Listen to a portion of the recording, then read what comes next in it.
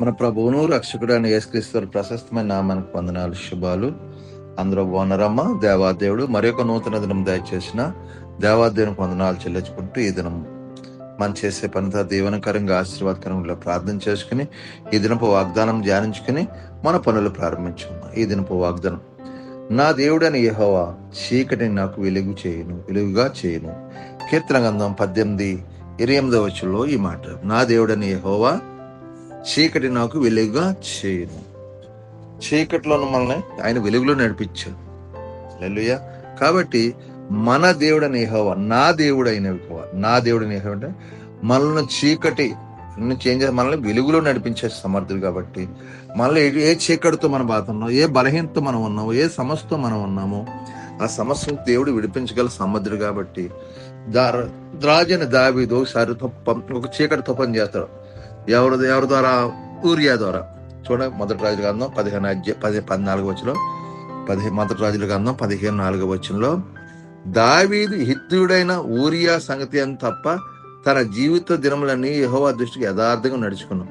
యెహోవా అతనికి ఇచ్చిన ఆజ్ఞలు ఏ నిమిషం ఎందును తప్పిపోయిన గనుక.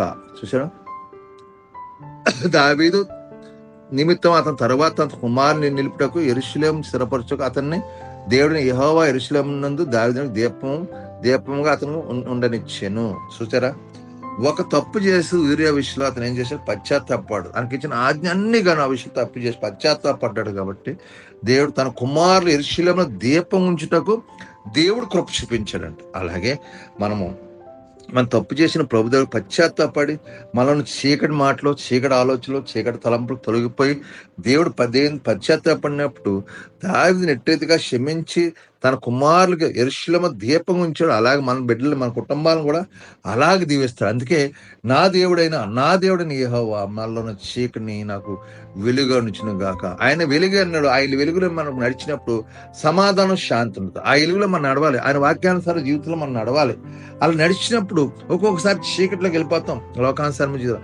అప్పుడు ప్రభుత్వం మనం పశ్చాత్తాపడినప్పుడు, పరిశుద్ధాత్మ మనం గద్దించినప్పుడు మనం ఏం చేయాలండి? ప్రభు సన్నిధిలో మనం ఒప్పుకుంటున్నప్పుడు, దావీదు ఎట్టిదిగా ఒప్పుకున్నాడో అట్టిదిగా మనం ఒప్పుకున్నప్పుడు దేవుడు మనకు తోడే అంటాడు. మన చీకటిని తొలగించి వెలుగు తెరంపుతాడు. మనకున్న బంధకాలను విడిపించి దేవుడు మనందరికి సహాయం చేసును గాక. అటువంటి కృప ధన్యత మన దయచేయను గాక. ఈ వాగ్దానం బట్టి మీరు ప్రార్థించండి. మీరు దేవుడు మిమ్మల్ని, మీ కుటుంబాలు దీవించును గాక. ఆమేన్. ప్రార్థన. జీవాధిపతిమైన యేసు ప్రభు పరిశుద్ధుడా, కృపగలవాడానికి వందనాలు. మరొక నూతన దినం దయచేస్తున్నందు కృతజ్ఞతలు. ఈ దినమంతా మీరు ఎక్కల చాటును భద్రపరచండి, కాచి కాపాడండి. దీవించండి. నీ అభిషేకం, నీ ఆత్మ, నీ పరిశుద్ధ, నీ సన్నిధి మాకు విమర్శించండి. మా చేతి పనులు మమ్మల్ని దీవించండి. మా చేతుల కష్టార్జిత నాశనం, మా కష్టార్జితం వ్యర్థంగా పోకుండా సహాయం చేయండి. యజమానులు నెలల జీతాలు ఇచ్చే కృప, ఇచ్చిన జీతం వ్యర్థంగా పోకుండా, తాగుడు పేకలను వ్యసనాలు ఏ కుటుంబంలో విడుదల దాయించండి ప్రభు. అప్పులు బంధకాలను విడిపించండి. కుటుంబంలో సమాధానం, శాంతిని దాయించండి. కుటుంబం చుట్టూ కంచిపోయిన ప్రభు నైనా శరీర బలహీనత దూరపరచండి. ఏ బలహీనత ఏ బిడ్డలు బాధపడుతున్నారో ఆ బలహీనతను ముట్టి స్వస్థపరిచి, నేను స్వస్థపరిచే యెహోవాని నేనేమంటున్నావు, స్వస్థపరచని విడుదల దాచి. ఏ బలహీనతనా యేసునామములో దూరపడి చేతబడి చెల్లంగి మంత్రశక్తితో విడుదల దాయిచ్చాను ప్రభా. కుటుంబం ప్రతి బిడ్డ చుట్టూ మీ కంచివేని కాపుదల దాయించండి. ఇద్దరు పుట్టినరోజులు, పెళ్లి రోజులు జరుపుకుని బిడ్డలు దీవించండి, ఆశ్రయించండి.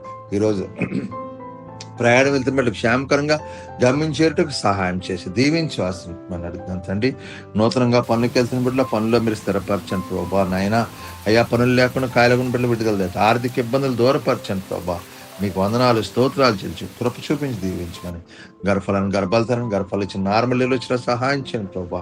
నేను వివాహాల కోసం వివాహాలు జరిగించండి ప్రభా. ఆత్మీయంగా మమ్మల్ని బలపరచండి ప్రభా. అయ్యా నాయన, నీకు వందనాలు, స్తోత్రాలు. మీరే కార్యం చేసి మీ యొక్క మనందరిని భద్రపరిచి కాచుకో. ఇదనమంతా నీ వెలుగులో నడిచే ఒక మా అందరికి దయచేయమని, మీకే మహిమా ఘనత ప్రభావం పొంది యేసు పరిశుద్ధం పడుతుంది తండ్రి. ఆమేన్. వందనాలు. దేవుడు దీవించిన గాక. వందనాలు. ఆమేన్. ప్రభువు నామంలో ఈ వీడియో వీక్షించిన ప్రతి ఒక్కరికి జీసస్ స్వస్థత ప్రార్థనా మందిరం వారి ప్రత్యేక వందనాలు తెలియజేసుకుంటున్నాము. మరి ఇంకెన్నో సందేశాలు, వీడియోలు, సంఘ కార్యక్రమాలు మీకు అందుబాటులోకి రావడానికి పక్కనే ఉన్న సబ్స్క్రైబ్ బటన్ని ప్రెస్ చేసి బెల్ ఐకాన్ని కూడా ప్రెస్ చేయాల్సిందిగా కోరుకుంటున్నామండి.